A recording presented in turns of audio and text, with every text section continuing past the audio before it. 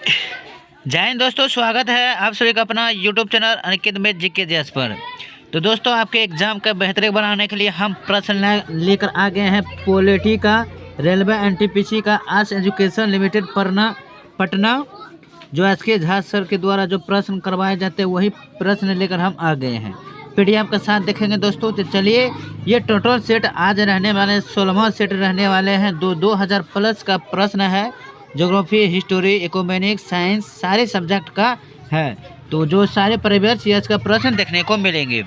ये पॉलिटी का पार्ट 3 रहने वाले हैं। इससे हम पहले करवा चुके हैं। जो लोग नए हैं, जो लोग नहीं देखे तो प्ले लिस्ट में जाकर के देख सकते हैं। और इसका पीडीएफ हम देंगे अपने टेलीग्राम पर, जिसका लिंक दिया गया है। तो आज देखने वाले पार्ट 3 में 101 से लेकर देखने वाले हैं।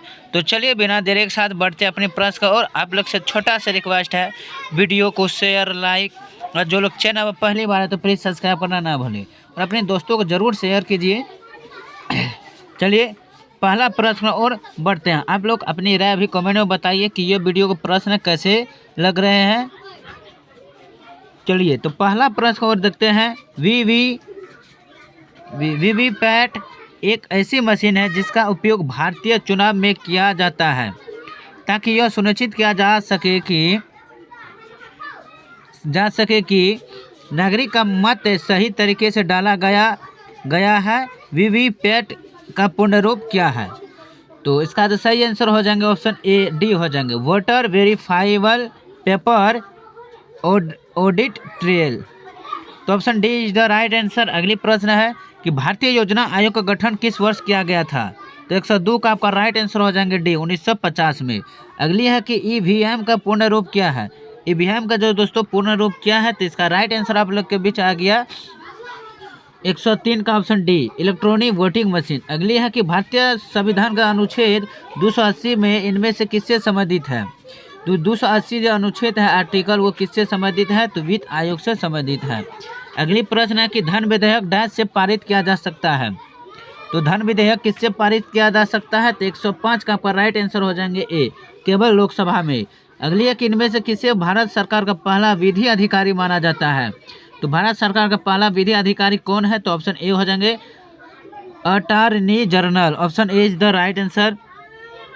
अगली प्रश्न है कि भारतीय संविधान के किस अनुच्छेद के अनुसार केंद्र सरकार वार्षिक वित्तीय रिपोर्ट प्रस्तुत करने के लिए बाध्य है? तो 107 का आपका राइट आंसर हो जाएंगे ए, अनुच्छेद 112। अगली है राष्ट्रीय शिक्षा नीति 2019 की मसौदा समिति का अध्यक्ष कौन है? तो इसका राइट आंसर हो जाएंगे ऑप्शन सी, के स्टूरिंग। अगली प्रश्न है, किसी राजनीतिक दल को तभी एक राष्ट्रीय दल के रूप में मान्यता दी जा सकती है यदि वो आम या विधायक सभा चुनावों में किन्हीं भी 4 राज्यों में वैध मतों का डैश हिस्सा प्राप्त करता है और इनके अतिरिक्त वह किसी भी राज्य या राज्यों के 4 लोकसभा सीटों पर जीत हासिल कर सकता है। कितना प्रतिशत? तो इसका राइट आंसर हो जाएंगे option D is the right answer, 6%। अगली है, यदि कोई राज्य वैधानिक तरीके से संचालन में विफल होता है तो वहाँ राज्य आपातकाल लागू किया जा सकता है। इनमें से कौन राज्य आपातकाल की घोषणा कर सकता है? तो इसका राइट आंसर हो जाएंगे दोस्तों ऑप्शन सी, भारत के राष्ट्रपति। अगली है, भारत में राष्ट्रीय मानवाधिकार आयोग का गठन किस वर्ष किया गया था? किसका मानवाधिकार आयोग का गठन किस वर्ष किया गया था? इसका राइट आंसर हम देख लेते हैं 11 का ऑप्शन डी, 1993 में। अगली, राज्य चुनाव आयुक्त की नियुक्ति कौन करता है? तो राज्य चुनाव का आयुक्त की नियुक्ति वो राज्यपाल करते हैं, ऑप्शन डी। अगली, भारत का महान्यवादी के संबंध में निम्नलिखित में से कौन सा कथन असत्य नहीं है? तो कौन सा कथन असत्य नहीं है? तो 113 का ऑप्शन सी हो जाएगा, उन्हें संसद में मतदान का अधिकार होता है। अगली है कि भारत के नियंत्रण एवं महालेखक परीक्षक का सामान्य कार्यकाल कितने वर्षों का होता है? तो ऑप्शन डी 6 वर्षों का होता है। अगली है, किसी धन विधेयक के लोकसभा में पारित होने के बाद राज्यसभा उस विधेयक को अधिकतम कितने दिनों के भीतर लोकसभा को लौटा सकती है? तो वो 14 दिन का भीतर लौटा सकता है। अगली है, भारत सरकार के लेखे 3 भागों में तैयार किए जाते हैं। तो निम्नलिखित में से कौन सा इन तीनों भागों में से एक नहीं है? 116 का ऑप्शन बी हो जाएंगे, सहकारी निधि। अगली है, निम्नलिखित में से किसकी स्थापना भारत के योजना आयोग के विकल्प के रूप में की गई है? इसका राइट आंसर हो जाएंगे 117 का ऑप्शन ए, नीति आयोग का। अगली है, निम्न में से किस चुनाव में महिलाओं के लिए 1/3 सीटें आरक्षित होती है? महिलाओं के लिए 1/3 सीटें आरक्षित है, तो 118 का ऑप्शन ए हो जाएंगे, पंचायती राज। अगली है कि भारतीय संविधान के निम्न में से कौन से अनुच्छेद में मनी बिल को परिभाषित किया गया? किसको? मनी बिल को। तो किस अनुच्छेद में? तो इसका राइट आंसर हो जाएंगे 119 का ऑप्शन डी, अनुच्छेद 113। तो दोस्तों ये कौन सी है? ये है राजनीतिक दलों और उसके स्थापना वर्ष की मिलानचिन्ह है। कब कौन सा स्थापना दिवस हुआ राजनीतिक दल? तो इसका राइट आंसर हम देख लेते हैं, option D is the right answer. आप लोग मिला करके याद कर सकते हैं। अगली प्रश्न को बढ़ते हैं। निम्नलिखित में से कौन भारत के सबसे युवा राष्ट्रपति थे? भारत का सबसे युवा राष्ट्रपति वो श्री नीलम संजीव रेड्डी थे। अगली, निम्नलिखित में से किस संविधान संशोधन द्वारा नागरिकों के मौलिक कर्तव्यों को भारत के संविधान में जोड़ा गया? 122 का आपका राइट आंसर हो जाएंगे बी, 42वें संविधान संशोधन अधिनियम। Option B is the right answer. अगली, भारत की संविधान सभा का विचार पहली बार किसने दिया था? तो इसका राइट आंसर हो जाएंगे option C. Option C is the right answer, M.N. Roy ने दिया था भारतीय संविधान का सभा का विचार पहली बार। मैडम कामा द्वारा स्टटगार्ड में फहराया गया तिरंगा ब्रिटिश भारत में किसके द्वारा तस्करी कर लगाया गया था? तो तस्करी कर लगाया गया था इंदुलाल अज्ञानिक के द्वारा। अगली है, भारत का संविधान दिवस किस तारीख को मनाया जाता है? भारत का संविधान दिवस किस तारीख को मनाया जाता है? तो आपका सही आंसर हो जाएगा 26। भारतीय संविधान में स्वतंत्रता, समानता और बंधुत्व की अवधारणा को किस देश से अपनाया गया था? भारतीय संविधान में स्वतंत्रता, बंधुत्व किस देश से अपनाया गया था? तो ऑप्शन इसका राइट आंसर हो जाएंगे 26 बी, फ्रांस से। अगली, भारतीय संविधान के जनक के रूप किसे माना जाता है? तो इसका राइट आंसर हो जाएंगे डॉक्टर भीमराव अंबेडकर। अगली प्रश्न, लोकसभा और राज्यसभा की संयुक्त बैठक की अध्यक्षता कौन करता है? लोकसभा और राज्यसभा का 128 का आपका राइट आंसर हो जाएंगे ए, लोकसभा के स्पीकर। RTI अधिनियम कब लागू किया गया था? RTI अधिनियम तो दोस्तों ये जो लागू किया गया था कब? तो ऑप्शन हो जाएंगे इसका डी, अक्टूबर 2005 से लागू किया गया था। अगली है कि भारत का संविधान में पहला संशोधन डैश में को किया गया था? तो कब किया गया था भारत का पहला संशोधन? इसका सही आंसर 1951 में पहला संशोधन किया गया था। अगली है कि भारत के राष्ट्रपति द्वारा लोकसभा में एंग्लो इंडियन समुदाय से कितने सदस्यों को मनमानित किया जाता है?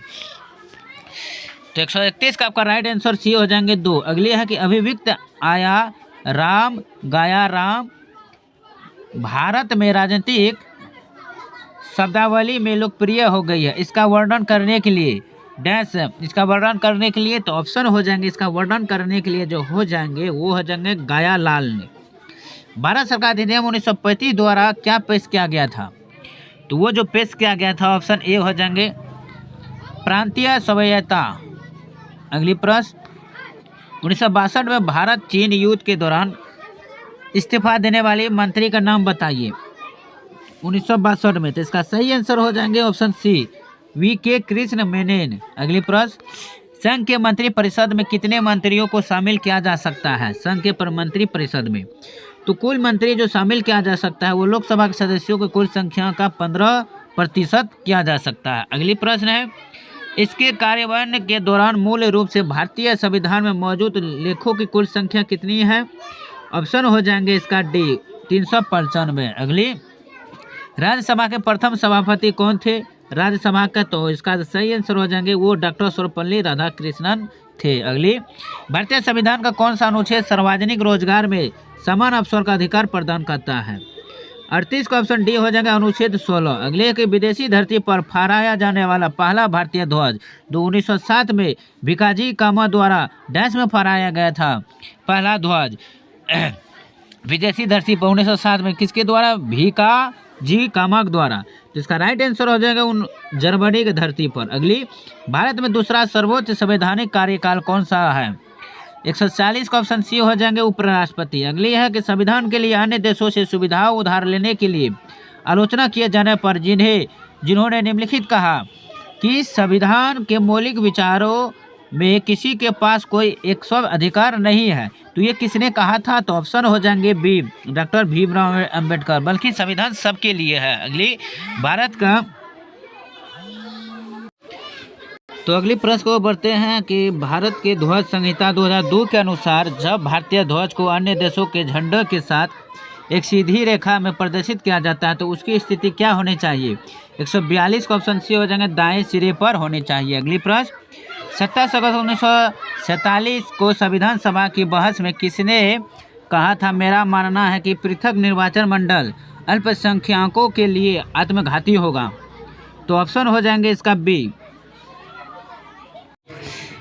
तो अगली प्रश्न को बढ़ते हैं कि निम्नलिखित में से किस नेता ने ताशकंद समझौते पर हस्ताक्षर किए थे। 144 का ऑप्शन सी हो जाएंगे, लाल बहादुर शास्त्री और अयूब खान ने। अगली प्रश्न को बढ़ते हैं कि भारत के राष्ट्रपति के रूप में कार्यरत पहला महिला थी, कौन थे पहला महिला, तो प्रतिभा सिंह पाटिल थी। Option D is the right answer. विश्व का सबसे लंबा लिखित संविधान किस देश का है, विश्व का सबसे लंबा लिखित संविधान किस देश का है, तो ये हो जाएंगे अपना प्यारा Bharat. Option D is the right answer. सरकार का वो अंग जो मुख्य रूप से कार्यान्वयन और प्रशासन के कार्यों को देखता है तो डैश कहलाता है। तो 147 का आपका सही आंसर हो जाएंगे डी, कार्यपालिका। अगली प्रश्न को बढ़ते हैं, भारत में दोनों सदनों लोकसभा और राज्यसभा द्वारा पेश किए गए और पारित किए गए सभी बिल निम्नलिखित में से किसकी सहमति प्राप्त करने के बाद ही लागू हो सकते हैं। तो ऑप्शन हो जाएंगे ए, राष्ट्रपति के सहमति से। अगली है, इनमें से कौन सा भारतीय संविधान के अनुसार मौलिक अधिकार नहीं है। 149 का आपका राइट आंसर बी हो जाएंगे, सामान्य एवं निःशुल्क विधि सहायता का अधिकार। Option B is the right answer. अगली है, भारतीय संविधान में शामिल स्वतंत्रता, समानता एवं बंधुत्व का सिद्धांत किस देश के संविधान से लिया गया, तो इसका राइट आंसर हो जाएंगे 50 का ऑप्शन बी, संयुक्त राज्य अमेरिका के संविधान से लिया गया। अगली है, कौन है कि प्रांतीय स्वायत्तता को भारत सरकार अधिनियम डैश के तहत वर्णित किया गया था, तो इसका राइट आंसर बी हो जाएगा 1935 के तहत। अगली प्रश्न को बढ़ते हैं, जीने का अधिकार भारतीय संविधान के किस अनुच्छेद के तहत प्रदान किया गया है, तो इसका राइट आंसर हो जाएंगे, और इसका राइट आंसर आप लोग बताइए कमेंट में।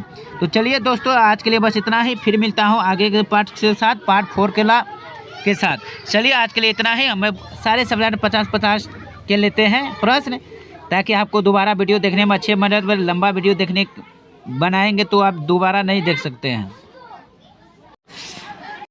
तो चलिए आज के लिए इतना ही। सारे प्रश्न आपको अच्छे समझ में आ गए होंगे कि सारे प्रीवियस से प्रश्न जो एग्जाम के लिए अति रामबाण होते हैं, क्योंकि यही प्रश्न पूछा देता है दोबारा। तो चलिए, उम्मीद है कि आप समझ गए। तो वीडियो को लाइक और सब्सक्राइब जरूर कीजिए। इसका PDF हम अपने टेलीग्राम पर दे देंगे। ऑल द बेस्ट, जय हिंद, धन्यवाद।